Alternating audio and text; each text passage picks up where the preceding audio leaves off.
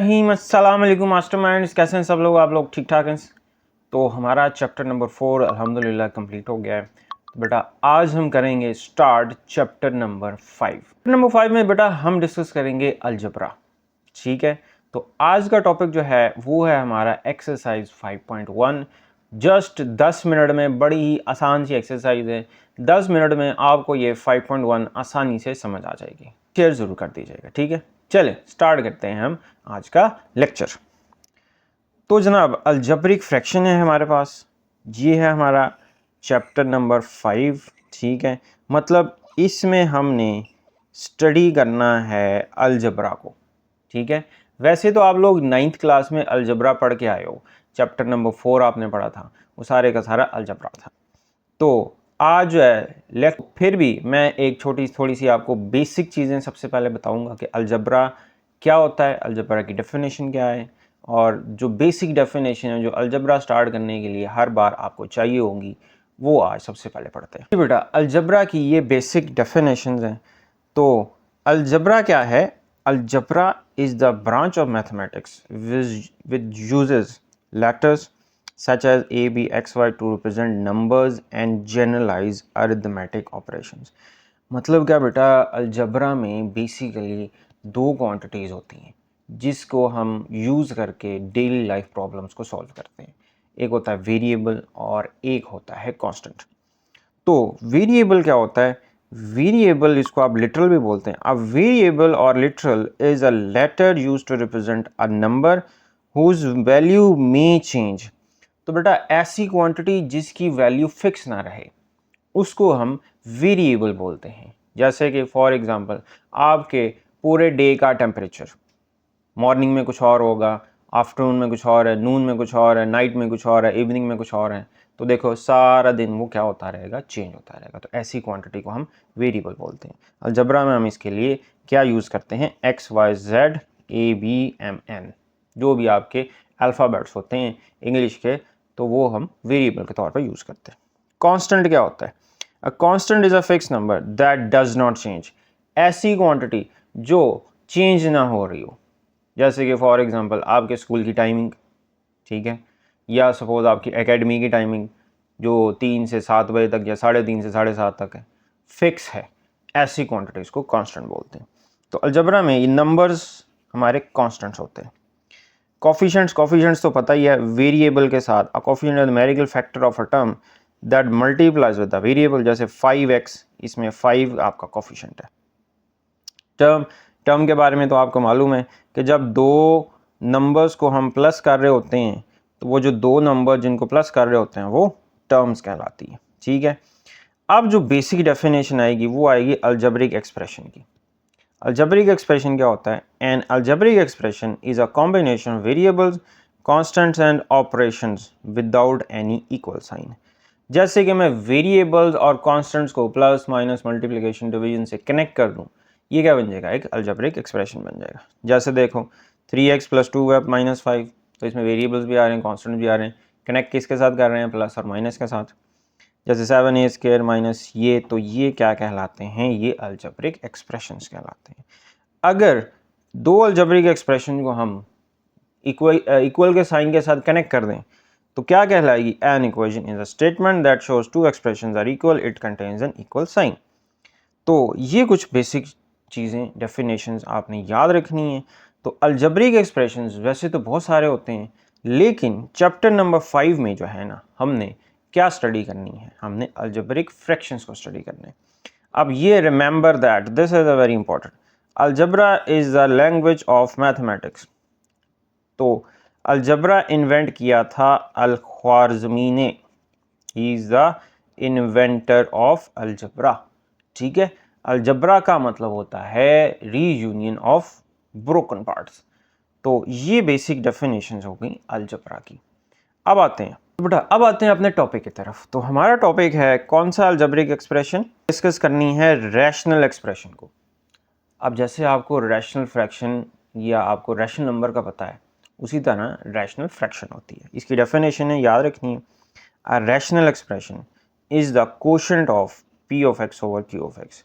मतलब ऐसा एक्सप्रेशन जिसको आप P of x over Q of x की शक्ल में लिख सकें, where q of x is not equal to 0 and of two polynomials p of x and q of x। मतलब ऐसा एक्सप्रेशन जो फ्रैक्शन की शक्ल में लिखा जा सके। इसमें p of x और q of x ये होती हैं पॉलिनोमियल्स और q of x is not equal to 0, क्योंकि फ्रैक्शन में जब 0 आ जाएगा डिनोमिनेटर में तो वो क्या हो जाएगा, अनडिफाइंड हो जाएगा।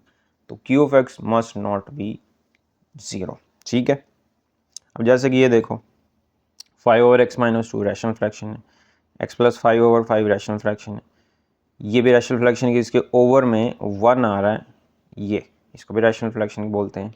ठीक है, तो ये आपकी रैशनल फ्रैक्शंस होती हैं जो हम p of x over q of x की शक्ल में लिख सकते हैं। अब एक्सरसाइज बहुत ही हलवा एक्सरसाइज है, प्लेट में रख के दी है उसने, लो जी कर लो सुकून से। ठीक है, तो अब अलजबरा को बेटा जब भी आपने स्टार्ट करना है आपने उसके बेसिक फॉर्मूलाज जो हैं वो सबसे पहले लाजमी याद करने हैं। ठीक है, तो ये आ गए जी आपके बेसिक फार्मूलाज, इसको आप नोट कर लो, इसको आप इसका स्क्रीनशॉट ले लो। ठीक है, ये फार्मूलाज आपने जब भी अलजबरा स्टार्ट करना है ना, ये फार्मूलाज आपने सबसे पहले रिवाइज करने हैं। अगर नहीं याद तो बार बार याद करो और इस तरह याद करो कि बाद में आपको याद करने की ज़रूरत ना पड़े। मतलब आपने चैप्टर 5 के फर्स्ट पेज पे ये फार्मूलाज लिख के पेस्ट कर लेने।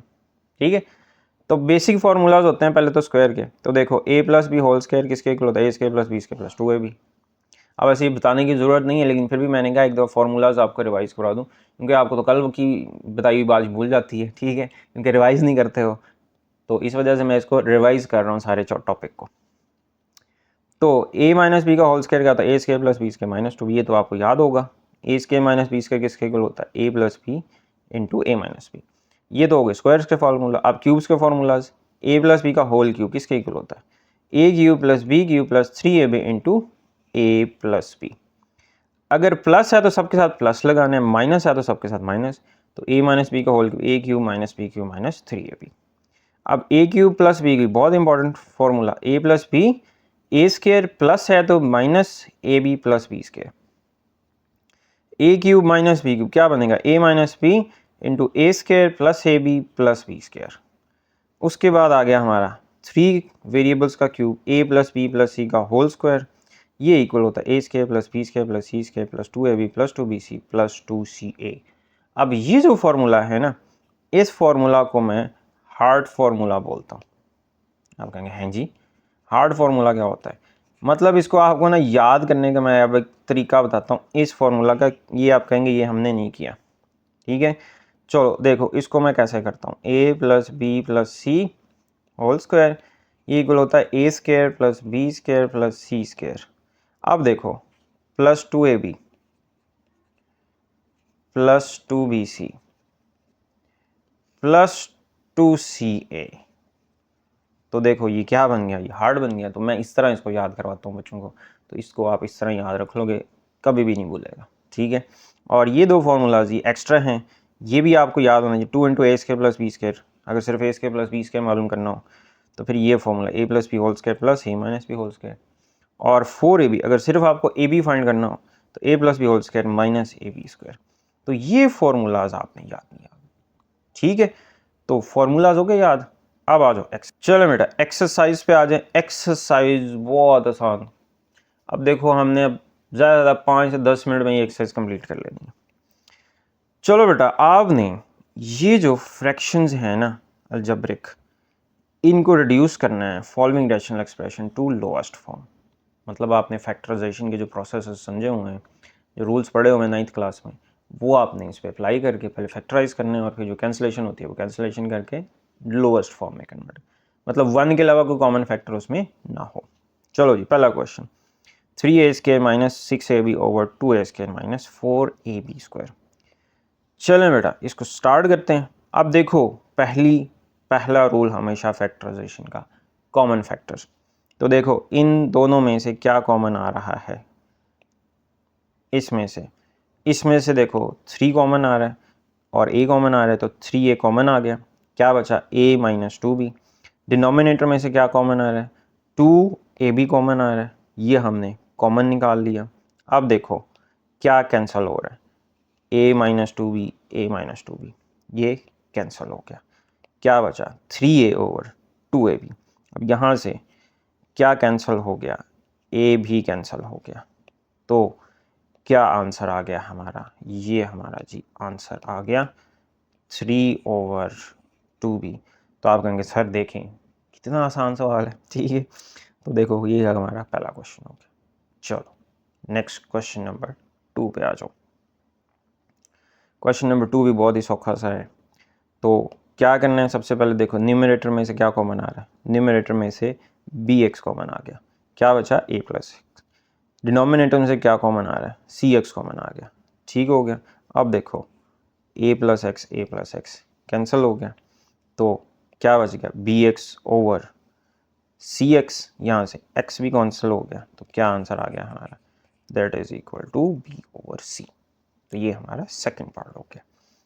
चलो जी पार्ट नंबर 3 पे आ जाओ।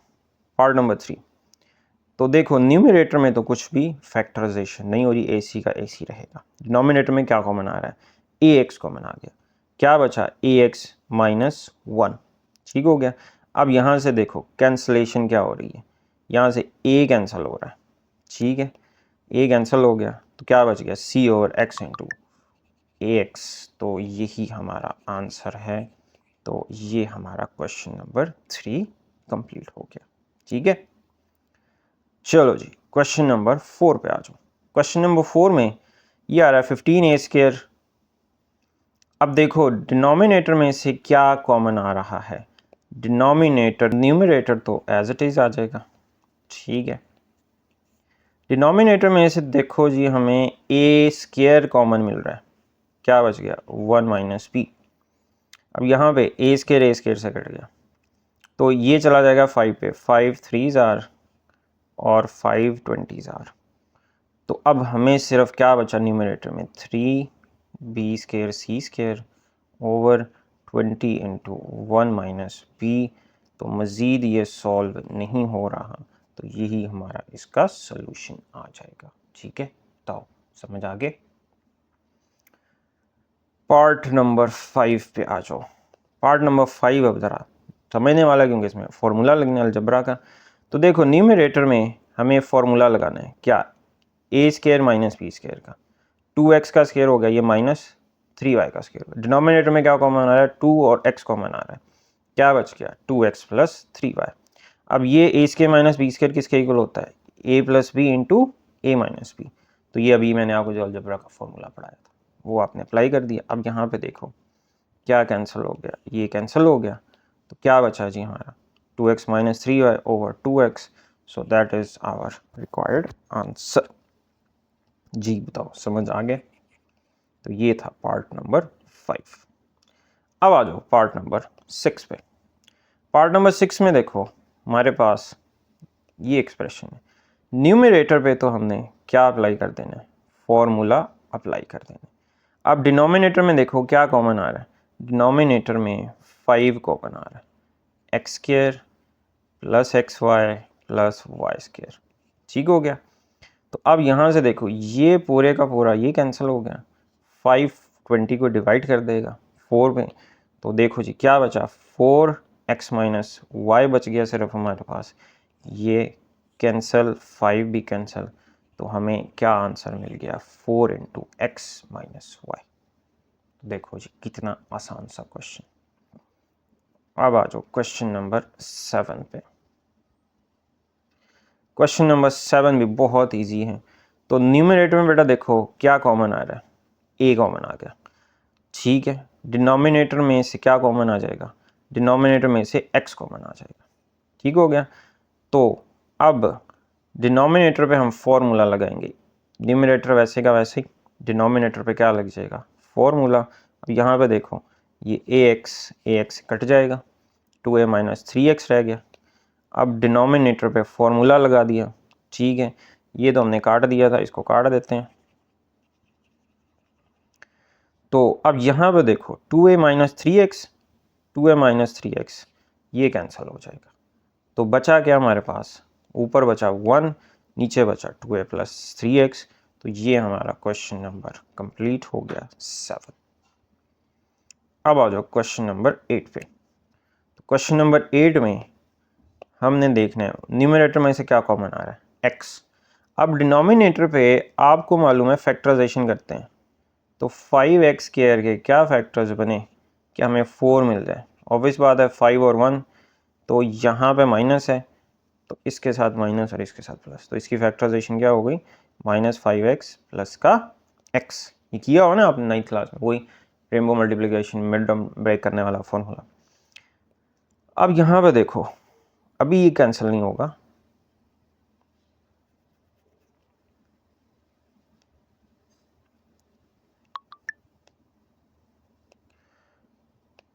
तो अब देखो न्यूमरेटर तो एज इट इज आ गया, डिनोमिनेटर में से यहाँ से x कॉमन, यहाँ से 1 कॉमन, ठीक हो गया। x into x minus 5 denominator पे बन गया x माइनस 5 और x प्लस 1। अब देखो क्या कैंसिल हो रहा है, यहाँ से x माइनस 5 कैंसिल हो गया, अब बचा गया x over x plus 1। So this is our required answer. ठीक है, बताओ समझ आ गए। तो ये हमारा क्वेश्चन नंबर 8 हो गया। क्वेश्चन नंबर 9 पे आ जाओ। इसमें देखो वही न्यूमरेटर में से देखो क्या कॉमन आ रहा है, 3x। डिनोमिनेटर पे फिर फैक्टर्स बन गए हैं 2x प्लस 2x। तो अब यहाँ पे अगले स्टेप में ये कैंसिल होगा, यहाँ पे कैंसिल नहीं होगा, तो यहाँ पे देखो ऊपर बचा x प्लस 2 कट गया, तो क्या बच गया हमारे पास 3x और x प्लस 2। सो ये हमारा क्या आ गया, सोल्यूशन आ गया। लो जी क्वेश्चन नंबर हमारा 9th भी हो गया। अब आ जाओ 10th पे। Question number 10। अब क्वेश्चन नंबर 10 में आपने क्या करना है, न्यूमरेटर में देखो पहले आपने फैक्टराइजेशन करनी है। तो न्यूमरेटर में 2 क्या बना जी, माइनस का 2x स्क्वायर वाई स्क्वायर, क्या फैक्टर्स बनेंगे 2x और xy। तो इसके साथ प्लस है तो इसके साथ प्लस आएगा, इसके साथ माइनस, तो ये हमारी फैक्टराइजेशन आ गई। डिनोमिनेटर पे फॉर्मूला लगाना है X cube minus Y cube, क्या होता है x minus 1 into X square, minus है तो plus X Y plus Y square, ये कैंसिल नहीं होगा अगले स्टेप में। अब यहाँ से x कॉमन आ गया न्यूमरेटर में, डिनोमिनेटर वैसे का वैसे ही। अब यहाँ पे ये कैंसिलेशन होगी, तो x माइनस वाई से कट गया, तो क्या आपका बचा यहाँ पे, ठीक है। तो ये हमारा आंसर आ जाएगा x प्लस 2 है। ये वाला स्टेप हमने कर लिया है, ये स्टेप नहीं आना, इसके बाद आपने डायरेक्टली यही स्टेप करना है। तो ये हमारा क्वेश्चन नंबर 10 हो गया। अब आ जाओ क्वेश्चन नंबर 11 पे, लास्ट क्वेश्चन है। तो क्या होगी न्यूमरेटर की फैक्टराइजेशन, तो देखो 21 इंटू 2 कितना हो गया जी, 42। 42 के फैक्टर्स बनाओ कि ये 17 आ जाए, तो 14 और 3, तो ये इसके फैक्टर्स बन गए, ठीक है। 14x और 3x, 35 इंटू 3x, इसकी फैक्टराइजेशन हो जाएगी 21 प्लस 5।